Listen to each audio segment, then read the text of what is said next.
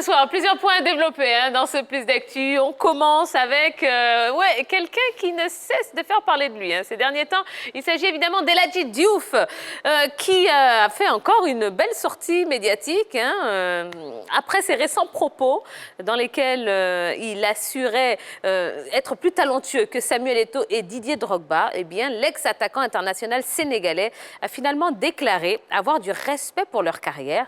Par contre, s'il y a un footballeur africain plus talentueux que lui, eh bien, il s'appelle JJ Okocha. Qu'est-ce que vous pensez de cette déclaration d'Eladji Diouf, Monsieur Bois? Ben, écoute, je pense qu'il dit beaucoup de choses et ça heurte la sensibilité de ses collaborateurs, de ses collègues. Et donc, il devait pouvoir s'en garder.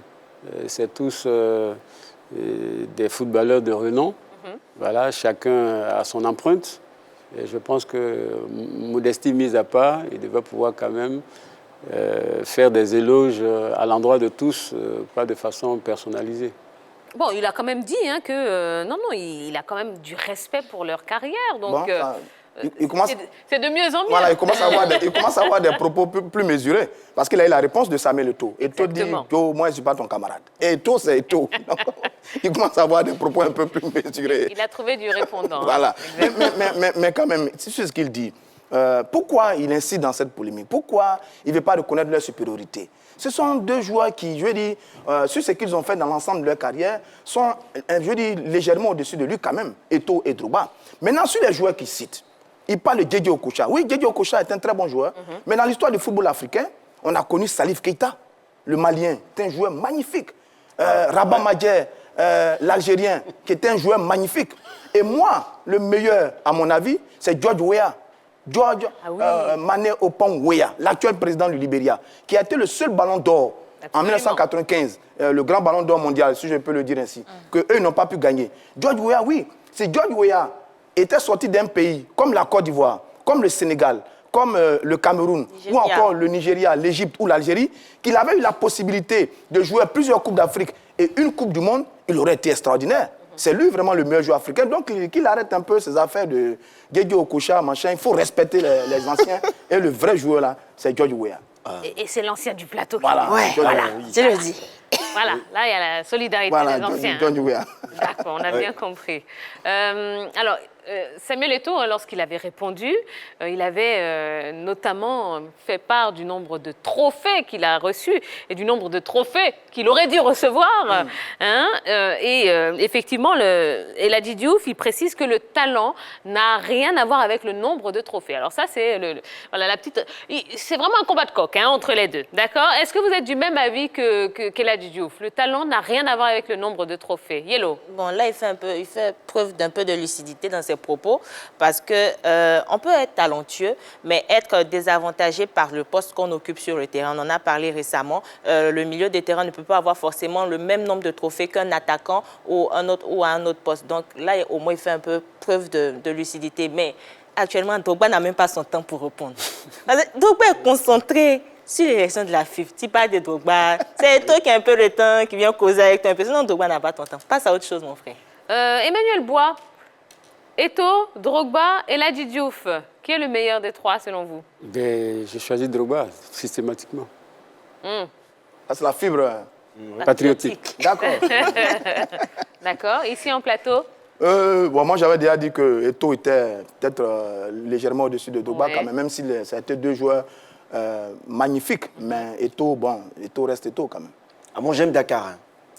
J'adore Dakar. C'est pas ce qu'on a dit. Ah, mais je ne vais pas mettre en parler avec les Sénégalais. Ah, bon, d'accord. Ah, bon, je prends Drogba. Aïe.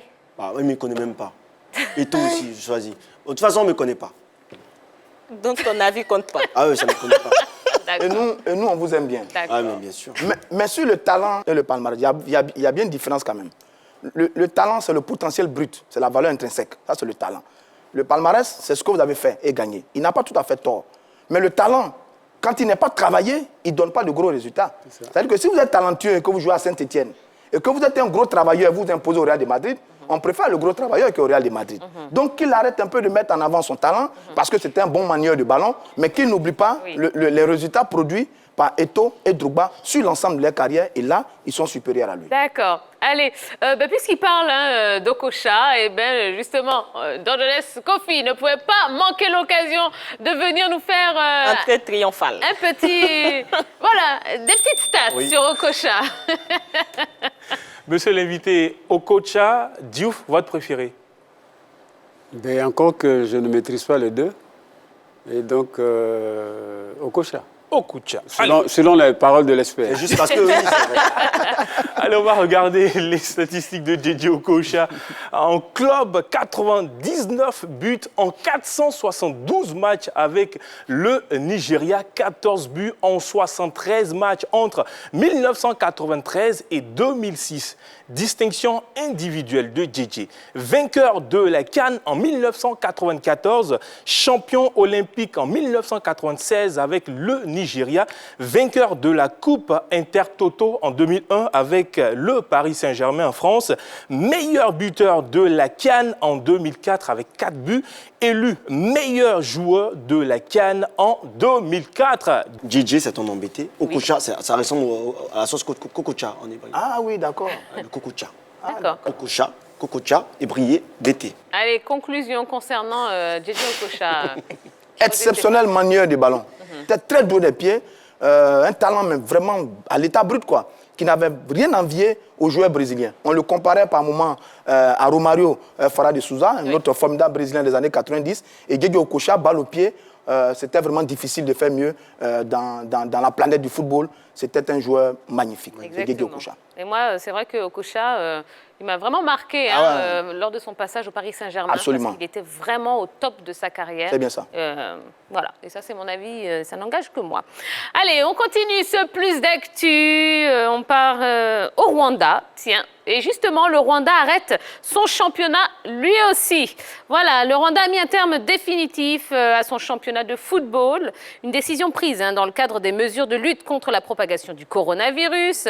La Fédération rwandaise de football a décerné le titre de champion au club de l'armée patriotique rwandaise en tête avant l'interruption.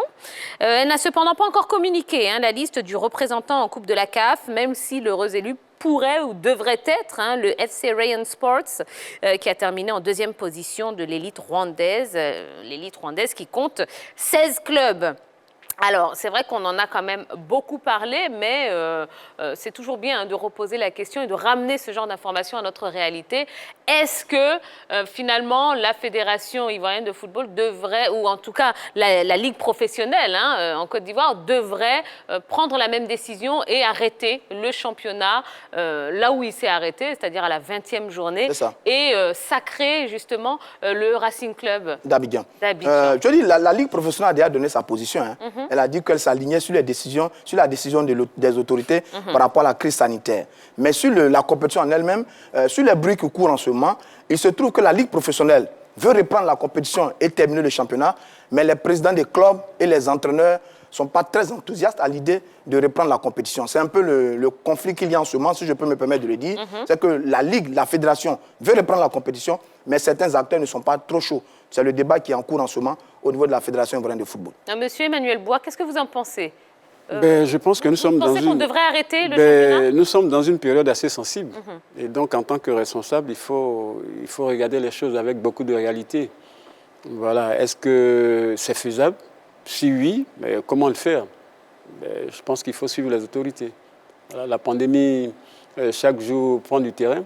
Comme j'ai l'habitude de le dire, ça veut dire que quand vous avez 6 cas aujourd'hui, c'est que ça s'approche, ça vient vers vous. Voilà, irréfutablement, ça vient vers vous. Voilà. Plus le nombre de cas s'augmente, plus la pandémie est en train de se répandre. Donc, je pense que pour prendre des mesures assez justes, il faut arrêter les choses. D'accord. Yellow? On connaît bien évidemment la nouvelle date ou la date pour l'élection de la FIFA. Je pense que cette date-là prend en compte le calendrier de notre championnat, c'est-à-dire le temps que les différents clubs finissent de jouer les 6 journées restantes pour qu'on puisse décerner le prix au meilleur. Sauf que pour décerner le prix, ça sera facile parce qu'on connaît le premier du classement et tout. Mais les derniers, là, ils vont faire comment? Parce qu'au Rwanda, par exemple, il y a une équipe, il y a un club, Heroes FC, qui a dit qu'il était contre cette décision, vu que des équipes qui étaient en D2 remontent, ces équipes ont joué 50% de matchs, pendant que ce club a joué 75% de ses matchs et il descend en D2. Donc, il y a un souci par rapport au bas du classement. Au haut du classement, ça sera plus évident, mais il faudrait penser aussi aux équipes qui sont en bas du classement. Mais il faut savoir qu'il y a des enjeux financiers quand même dans cette affaire de repris des championnats. La Bundesliga en Allemagne a repris parce qu'il y a des enjeux financiers importants. Et là, la Fédération ivoirienne de football est partenaire, est associée à une structure médiatique par rapport à la couverture du championnat. Oui. Un diffuseur. Et l'argent était déjà encaissé. Et les présidents, ils ne pouvaient peut-être pas jouer parce que certainement, ils ont dû dépenser l'argent. Il n'y a pas de moyen seulement pour répondre à la compétition. Mais l'argent était déjà encaissé. Maintenant, qu'est-ce qu'on fait par rapport aux diffuseurs? Vous prenez le carton, hein, Roger. Bon, qu'est-ce qu'on fait par rapport aux diffuseurs? Il y a un contrat à respecter. Donc, la fédération est un peu les mains liées. Ou alors, est-ce qu'on va reporter l'engagement du contrat par rapport à la saison prochaine? Mais là encore, il va y avoir des discussions sur les finances, etc., etc. Donc, le dossier est un peu compliqué. Mais je pense que la fédération et les clubs, au moment venu, vont s'asseoir et prendre une décision qui va, dans l'ensemble, arranger le football ivoirien. D'accord. Eh bien, en tout cas, on verra les décisions qui sont prises. On vous tiendra informé. Mais bon, vu ce qui se passe Dossier quand compliqué. même, oui, dossier très compliqué. Mais vu quand même ce qui se passe dans le monde, à savoir la reprise dans quand même pas mal de championnats. Bon, en tout cas, on verra. On est là pour vous tenir au courant. Comptez sur nous. Allez, troisième et dernier point de ce plus d'actu. On parle de Messi. Ouais, Léo Messi.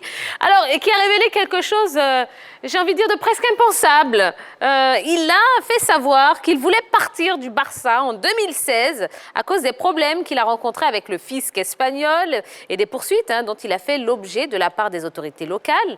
Il a déclaré ceci.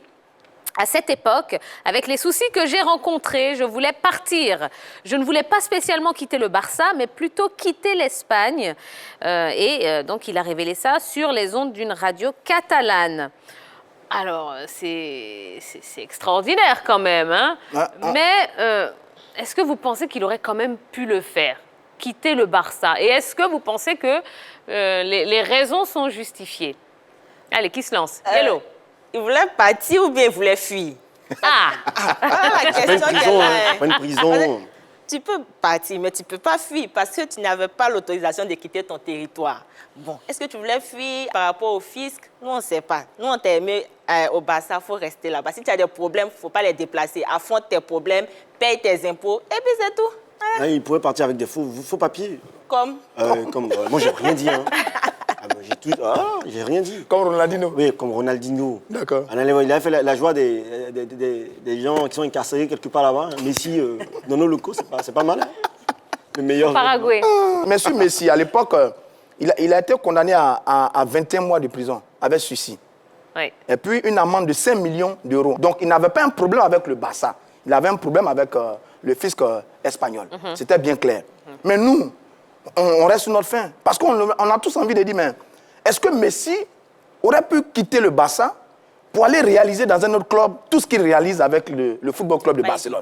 C'est la question qui va rester éternellement posée au sujet de Lionel Messi. Était-il capable d'aller au Bayern, à City, à Paris, pour faire ce qu'il a fait avec l'équipe du Barça? Est-ce qu'on aura la réponse à cette question? On ne sait jamais. Mais dans tous les cas, Messi et le Barça, c'est une histoire qui dépasse le cadre du football. C'est une affaire de famille. Vous faites Messi comme avec son le Barça. rival Ronaldo, c'est ça? Oui, bien sûr. Voilà. Alors, merci. Là, ça nous permet de demander à Emmanuel Bois. Messi, Ronaldo. Allez, si vous aviez un choix à faire. Ah, un choix? Oui. Waouh. Ben, Messi. Pourquoi? Ben, j'aime son jeu, j'aime sa mobilité, voilà, sa finesse. Il faufile pratiquement les espaces. Voilà, j'aime bien ça. Mais Ronaldo aussi, il réussit bien par moment. Ben oui, mais comparativement à Messi, pour moi, Messi est beaucoup plus agile, plus vivant. Voilà. Ah, c'est pareil pour l'autre, hein. Vous n'aimez pas sa tête ou quoi? Non, absolument pas. J'aime sa tête. J'aime sa tête, mais comme il fallait faire un choix, j'ai opté. Est-ce que vous pensez que Messi aurait pu réussir dans un autre club, un autre championnat? Ah, ça, je ne sais pas. Je ne sais pas parce que pour faire ce genre de comparaison, il faut le voir à l'œuvre. Voilà, on peut faire des statistiques, on peut faire des projections. Oui, mais justement, alors là, je vais me faire détester hein, par tous les oui, fans de Messi. pour les messilogues. Mais j'assume, c'est pas grave. Messi, il joue bien, c'est incontestable, hein, mais on sait que c'est parce que l'environnement est créé autour de lui pour qu'il joue bien. Ouais. Oui. D'accord? Et on a déjà vu que lorsqu'il avait quand même de la concurrence, il s'arrangeait que ce soit sur le terrain ou hors du terrain pour balayer un petit peu autour de lui. Pas moi. Donc, est-ce que c'est pas finalement tout cet entourage, tout cet environnement autour de lui qui permet les exploits qu'il fait? Mais c'est- Et ce sont des choses qui sont incontestables. Non, c'est tout à fait juste ce que vous dites, Tia.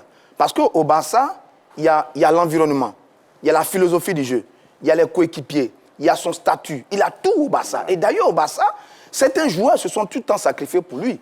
Puyol, Piqué, Busquets, Xavi, Iniesta. Iniesta. Tous ceux-là se sont Ah oui. sacrifiés pour Lionel Messi, pour qu'il réalise là ce qu'il a réalisé. S'il va à la Juventus ou à City, ben, ce ne sera pas les mêmes coéquipiers, ce ne sera pas le même environnement, ce ne sera pas le même style de jeu, etc. etc. Donc, certainement qu'il aurait réussi à s'imposer parce que c'est un grand joueur, c'est le meilleur. Mais il n'aurait pas été aussi performant qu'il est avec l'équipe du Barça. Ça, je pense que c'est certain aussi. D'accord. Eh bien voilà, quelque chose à rajouter concernant Léo Messi? Non. Non? Eh bien, très bien. Eh bien, on va pouvoir discuter un petit peu avec notre invité, hein, Emmanuel Bois, président de la Fédération ivoirienne de boxe. Ouais, ce soir, crochet, hypercute. Ah non, crochet, pardon. Hypercute, voilà. Jap, jap. C'est quoi, jab? Voilà. Voilà. Jab. C'est comme ça que ça sonne. Voilà. Voilà. Moi, j'ai toujours rêvé, vous savez, les petits ballons là qui sont accrochés comme ça. Oui, oui. Punching ball. Comment on appelle ça? Punching ball. Le punching ball. Non, les petits là, les petits. C'est ça aussi, punching ball. Ouais. Bon, très bien. Ah oui. Je connais. C'est un nouveau sport. Hein. Alors justement, Monsieur Bois, parlons un petit peu de la Fédération ivoirienne de boxe. Vous y êtes depuis 2019. Je dirais, dans quel état est-ce que vous avez récupéré cette fédération? Ben, je l'ai récupéré dans un état fébrile. Oui. Parce que, comme je l'ai dit tout à l'heure, la fédération, au temps d'Oufoué, faisait les beaux jours de la Côte d'Ivoire. Voilà, et depuis ce temps-là, elle a traversé pas mal de situations difficiles, voilà, qui sont dues au fait que certains présidents ont manqué de stratégie, de vision, voilà, parce que c'est tout un ensemble. Voilà, et la boxe a beaucoup de contours pour la faire ressortir de sa léthargie. Et donc, nous sommes venus, nous avons repensé un certain nombre de choses et voir comment mettre cette botte-là sur la sellette. Voilà. Et donc, l'état actuel, c'est un état de léthargie. Voilà. Aujourd'hui, au niveau de la fédération, il y a combien de clubs de boxe, combien de licenciés, combien... parce que ça a l'air un petit peu quand même opaque. Hein. C'est bien ça. On ne sait pas trop. On a Ouais, cherché beaucoup justement, d'informations, en mais fait, on n'en a pas. c'est un peu ça que nous sommes en train de chercher à formaliser. Les adeptes, les pratiquants, il y en a. Voilà, maintenant, il faut les contenir dans un fichier. Il faut faire de sorte à ce que les choses soient très bien classifiées.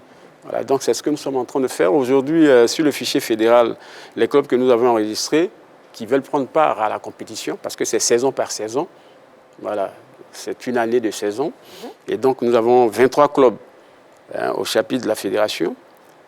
En termes de licenciés, au niveau des clubs, nous avons pratiquement 50 qui sont des boxeurs actifs au niveau de nos compétitions.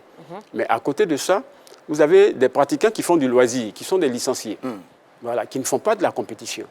Voilà. Et ça, dans le dénombrement que nous avons mis en place, nous avons dénombré pratiquement près de 1200.